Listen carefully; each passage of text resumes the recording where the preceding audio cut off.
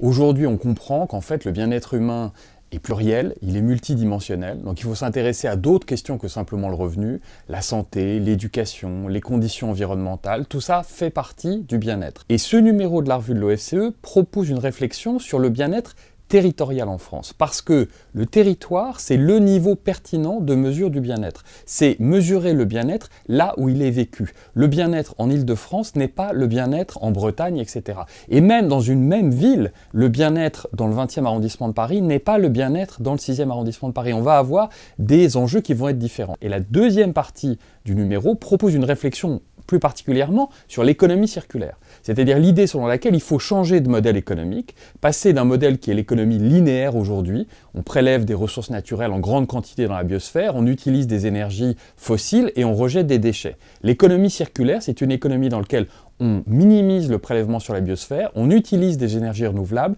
et on minimise la quantité de déchets qu'on rejette dans la biosphère. Et donc, on voit très bien une tension entre les deux parties de ce numéro. La question est de bien mesurer le bien-être au niveau local, mais d'élargir en revanche la focale pour bien mesurer la soutenabilité. Sciences Po.